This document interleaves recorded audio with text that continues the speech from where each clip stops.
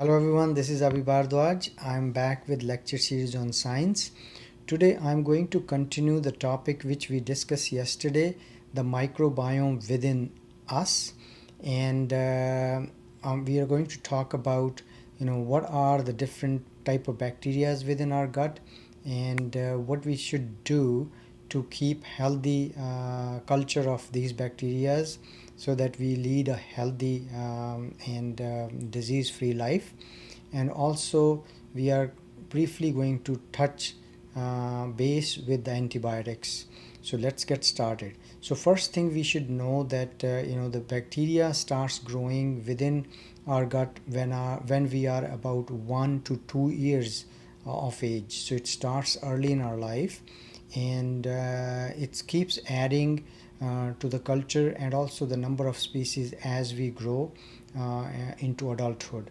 Bacteria play a very important role in our health and immune system, and these are also very important for creating some of the critical vitamins we need. For instance, the bacteria in our gut are densely populated, and it's been learned that colonies of bacteria which exist within our gut is most densely populated colonies of bacteria found anywhere else on this planet. To be precise, it's about 10 raised to power 12 cells per gram. So you can imagine how many bacteria are there in our gut. Rough estimate talks about roughly 3 pounds, which is equal to size of our brain. So you can imagine that bacteria actually are part of our body, and they do lot of good stuff which helps us not only living healthy but also making sure that they help our immune system so that the pathogens who attack us, we could be saved from those. Most important role bacteria play is breaking the carbohydrates and fatty acids, and bacteria have certain enzymes which our cells lack, and this is the reason that bacteria can help us where we struggle. For example, breaking down the carbs, and it also help us in creating certain vitamins. For example, vitamin B12 is created by gut bacteria. Vitamin K is created by gut bacteria, which our body is not able to create. Also, many of the important minerals, for example, manganese, calcium, iron, these are absorbed with the help of gut bacteria. There are about 300 to 1000 different species of bacteria within our gut, and out of these 99% of the bacteria species belong to only 30 to 40 different species, but the variety is huge, from 300 to 1000 species, which is huge number of different type of bacteria residing in our colon.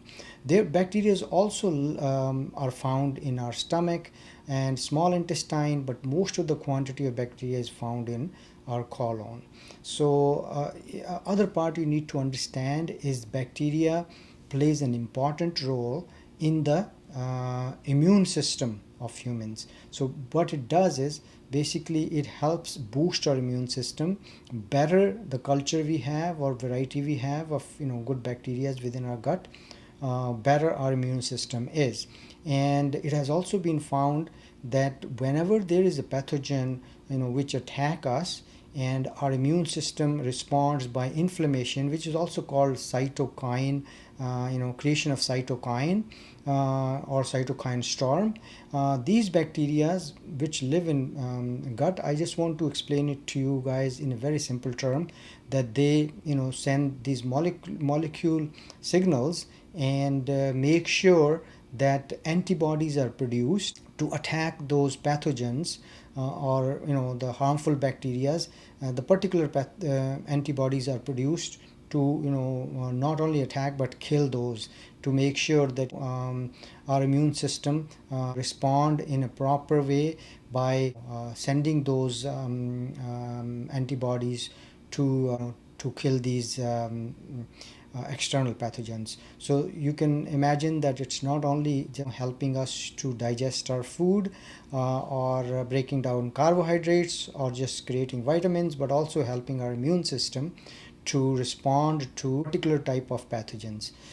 There's also research which is going on.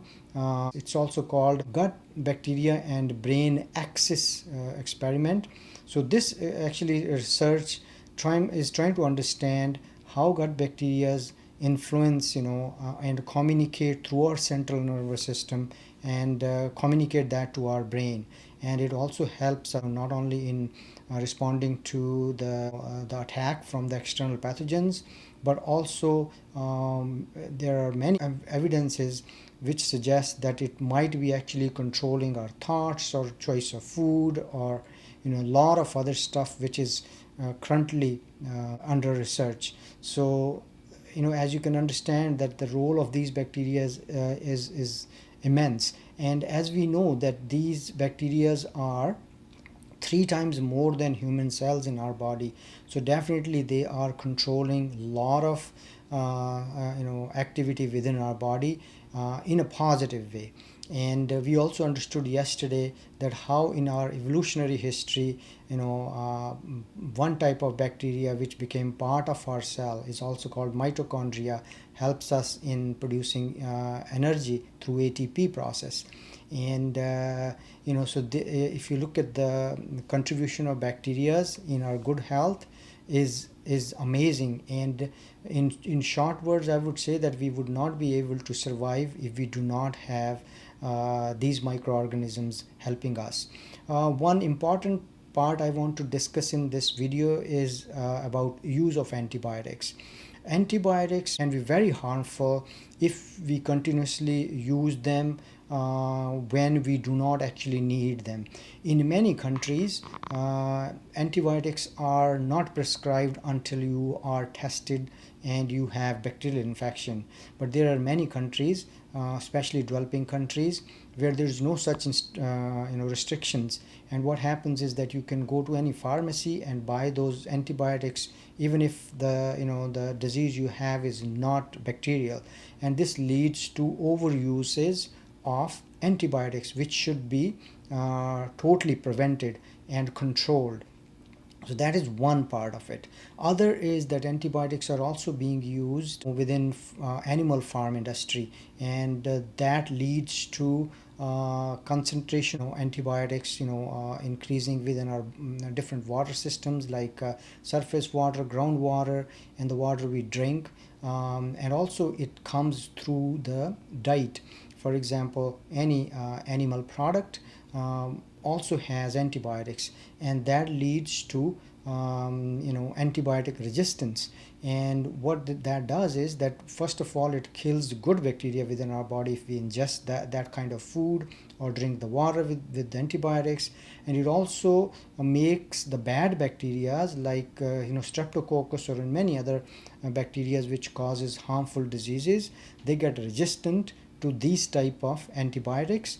And then we have to face these superbugs. We are going to discuss that about overuses of antibiotics in different very detailed video in our coming series. But I just want to emphasize that we should minimize taking antibiotics as much as possible, and we should only use it when it's absolutely necessary to use antibiotics. One good way is to increase your immune system is by eating good, healthy, probiotic diet, which builds a good immune system within you. So most of the diseases actually would not attack you if you have a good immune system.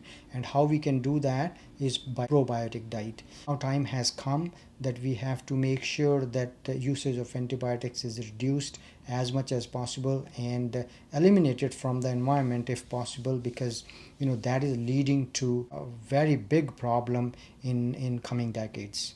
Thank you for watching.